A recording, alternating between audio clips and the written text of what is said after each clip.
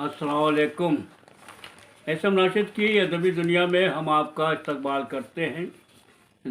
आज इतवार का दिन है और हर इतवार के दिन आप बेसब्री से इंतज़ार करते हैं अपने पसंदीदा कॉलम, जी हाँ, लंदन डायरी का, जो तकरीबन 11 साल से लगातार अखबार मशरिक़ में शाये होता चला आ रहा है।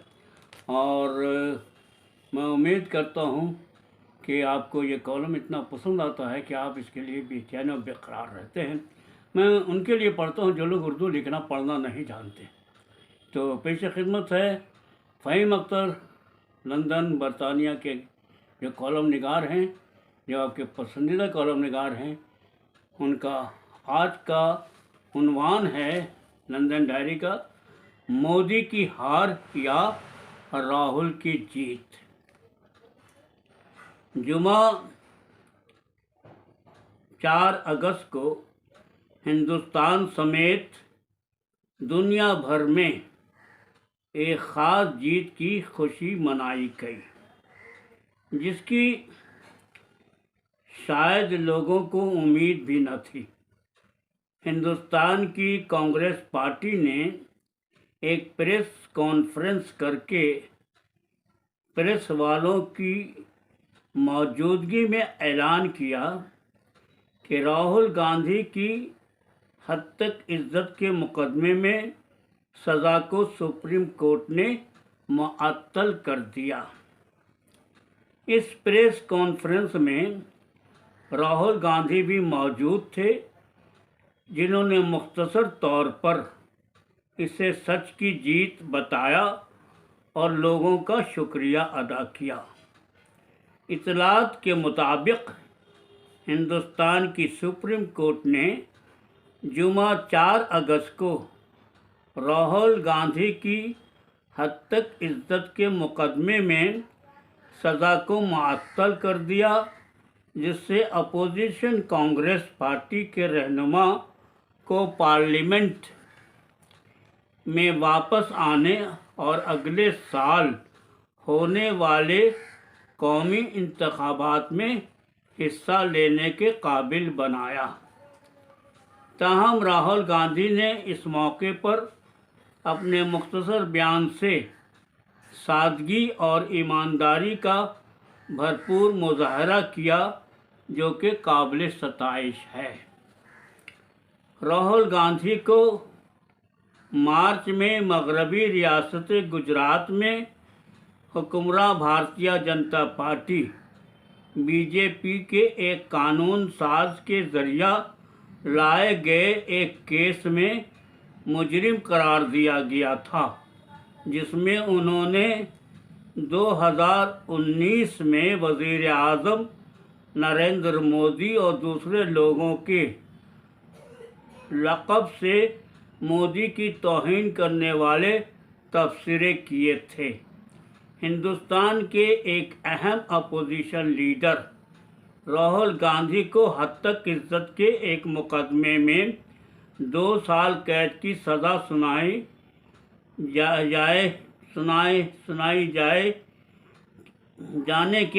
जाने के एक दिन बाद उन्हें पार्लियामेंट के रुकन के तौर पर नाअहल करार दे दिया गया।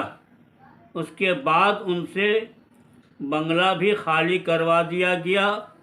इस वाक़या से बीजेपी के ख़ीमे में जश्न का माहौल गर्म हो गया।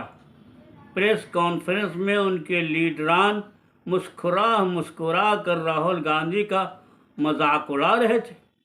जाहिर सी बात है कि उन अहमकों को इस बात का यकीन था कि अब राहुल गांधी सियासत से बेदखल होकर जलील और ख़ार होकर मारे फिरेंगे। लेकिन कहते हैं जीत तो हमेशा सच की होती है। इसीलिए तो सुप्रीम कोर्ट के फैसले के बाद बीजेपी ने तो कोई प्रेस कॉन्फ्रेंस नहीं किया, बल्कि वो तो सर जोड़ कर कुछ और प्लान बना रहे होंगे, या तो योगा कर रहे होंगे। ताहम इससे कबल भी मुतअद्दिद ممبران پارلیمنٹ جنہوں نے مسجد کو شہید کرنے سے لے کر معصوم عورتوں کی عصمت دری، گھوٹالہ اور نہ جانے کیسے کیسے جرم کیے ہیں، جن میں ملوث بیشتر سیاستدانوں کو نہ تو کوئی سزا ملی اور نہ ہی انہیں پارلیمنٹ سے نکالا گیا، پھر راہل گاندھی کے آخر کون سا جرم کر دیا کہ ان کے خلاف چٹ منگنی پٹ بیاہ والی بات کی طرح کارروائی کی گئی؟ راہل گاندھی کا قصور یہ تھا کہ انہوں نے کہا تھا کیونکہ تمام چوروں کے سرنام خاندانی نام یا عرفیت مودی ہے۔ یہاں یہ بھی بتاتا چلوں کہ راہل گاندھی کا اشارہ دراصل ایک مفرور ڈائمنڈ ٹائکون نیرو مودی اور للت مودی کی طرف تھا، جو کہ انڈین پریمیئر لیگ کے سابق سربراہ تھے، جس پر ملک کے کرکٹ بورڈ نے تاحیات پابندی عائد کر رکھی۔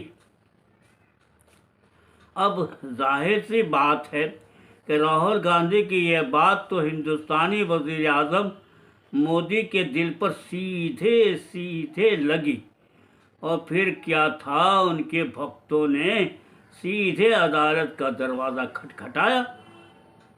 شاید جج حضرات کو رام کی دہائی دلاتے ہوئے کہا گیا ہوگا کہ بس آپ فیصلہ دے ڈالیں تاکہ نہ رہے گی بانس نہ بجے گی بانسری۔ جب سے راہل گاندھی برطانیہ کا دورہ کر کے ہندوستان لوٹے ہیں، تب سے پارلیمنٹ کے باہر اور اندر ان کے برطانیہ دورہ کو لے کر ہنگامہ ہی ہنگامہ چل رہا ہے، لیکن ٹیلی ویژن سے لے کر سوشل میڈیا پر راہل گاندھی کے برطانیہ دورے اور ان کی تقاریر سے کہیں ان کی حمایت میں بات ہو رہی ہے تو کہیں راہل گاندھی کو ملک کا غدار کہا جا رہا ہے۔ دراصل راہل گاندھی نے بات ہی ایسی کی جس سے حکمراں جماعت کی نیند اڑ گئی۔ کچھ ہفتے قبل راہل گاندھی نے برطانیہ دورے کے دوران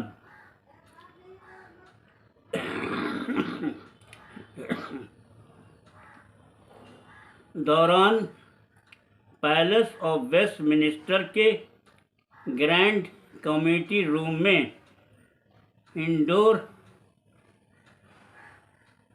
برٹش آل پارٹی پارلیمانی گروپ اور کیمبرج یونیورسٹی طلباء اور اسکالر کے سامنے ہندوستانی جمہوریت پر اپنی تشویش کا اظہار کیا تھا۔ انہوں نے کہا کہ کانگریس اور B J P party Hindustan کو دنیا میں کیسے ترقی کرنی چاہیے، اس کے دو مختلف رخ پیش کیے۔ اب ہم بھارت جوڑو واک کر رہے تھے تو ہم نے لوگوں سے بنیادی طور پر 4 چیزیں: بے روزگاری، قیمتوں میں اضافہ، عدم مساوات اور خواتین کے خلاف تشدد جیسی بات سنی تھی۔ راہل گاندھی نے مزید کہا کہ انہیں اس بات پر تشویش ہے کہ موجودہ حکومت ملک کے جمہوری ڈھانچے کو ختم کر رہی ہے۔ مجھے لگتا ہے کہ بی جے پی کی 2 میعادوں کے بعد ہندوستانی جمہوریت کی رفتار مزید غیر یقینی ہے، کیونکہ اہم جمہوری اداروں نے خود کو کمزور ثابت کیا، مخالفین اور تنقیدی صحافیوں کو ہراساں کیا گیا ہے، ان پر مقدمہ چلایا گیا ہے، ٹیکس کی بے ضابطگیوں کی تحقیقات کی گئی ہے اور تنقیدی آوازوں کو محدود کرتے ہوئے انہیں نگرانی میں رکھا گیا۔ ان کے علاوہ انتخابی مہم کے مالیاتی قوانین زیادہ مبہم ہو گئے ہیں، جس سے کسی افراد کے لیے لامحدود گمنام عطیات دینا آسان ہو گیا ہے، جس سے انتخابات کی سالمیت کو نقصان پہنچا۔ لیکن سب سے فکر انگیز بات یہ ہے کہ مذہبی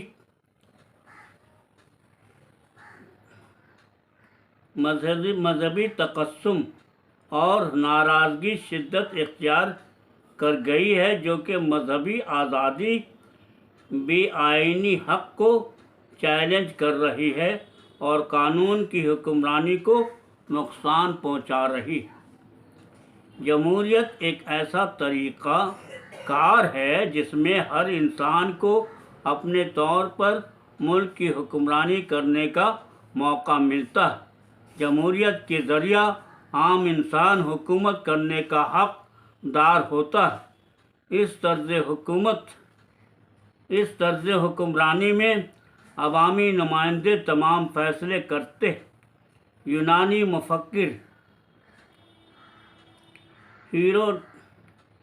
ہیروڈوٹس نے جمہوریت کو اس طرح بیان کیا ہے کہ جمہوریت ایک ایسی حکومت ہوتی ہے جس میں ریاست کے حاکمانہ اختیارات قانونی طور پر پورے معاشرے کو حاصل ہوتے ہیں، جبکہ سابق امریکی صدر ابراہم لنکن کا جمہوریت کے بارے میں قول ہے کہ عوام کی حاکمیت عوام کے ذریعہ اور عوام کے لیے۔ میں جمہوریت کو ایک مضبوط اور عام آدمی کے بنیادی حق اور آزادانہ طور پر جینے کا ایک عمدہ ذریعہ مانتا ہوں۔ تاہم آج کل جمہوریت کے اس طرز حکمرانی کو جھوٹ، غبن اور ذاتی مفاد کے مد نظر تار کیا جا رہا ہے، بلکہ میں تو یہ کہوں گا کہ بدقسمتی سے جمہوریت مجرموں کو پناہ دے رہی ہے، جو کہ ایک تشویش اور افسوسناک بات ہے۔ وہیں فریڈم آف اسپیچ ایک ایسی پاورفل بات ہے جس سے دنیا بھر کے لوگوں میں اتفاق بھی ہے اور اختلاف بھی ہے، چاہے بندہ مغرب کا ہو یا مشرق کا ہو۔ لیکن یہ بھی سچ ہے کہ فریڈم آف اسپیچ کی وجہ سے لوگوں کا اعتماد کافی بڑھا ہے، تو وہیں آئے دن اس پر ایک اور بحث بھی چھڑی ہوئی ہے، کیونکہ فریڈم آف اسپیچ کا کوئی دائرہ حدود نہیں ہے، جس کی وجہ سے آئے دن کسی نہ کسی فرد کے خلاف مظاہرے ہوتے رہتے ہیں، یا کبھی کبھی اس پر جان لیوا حملہ بھی ہوتا ہے۔ ویمنسٹی انٹرنیشنل کے تحت آزادی اظہار یہ حق ہے کہ آپ جو چاہیں، جس کے بارے میں چاہیں، جب چاہیں، چاہے وہ صحیح ہو یا غلط کہہ سکتے ہیں۔ آزادی اظہار ہر طرح کی معلومات اور خیالات کو تلاش کرنے، حاصل کرنے اور فراہم کرنے کا حق ہے۔ آزادی اظہار اور آزادی اظہار کا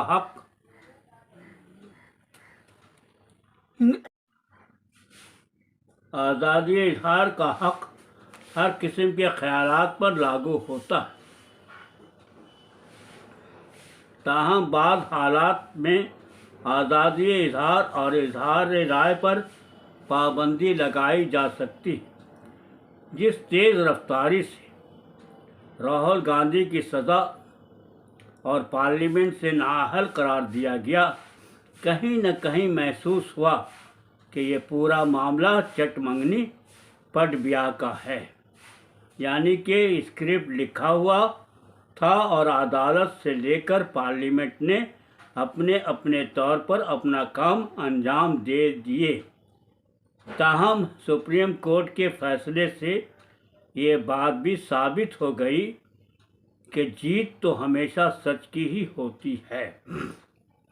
اب دیکھنا یہ ہے کہ مودی اور ان کے حمایتی کون سی نئی چال چل کر لوگوں کا ذہن روز مرہ کی پریشانیوں، بے روزگاری، مہنگائی، فرقہ پرستی وغیرہ سے ہٹا کر اپنا الو سیدھا کریں گے۔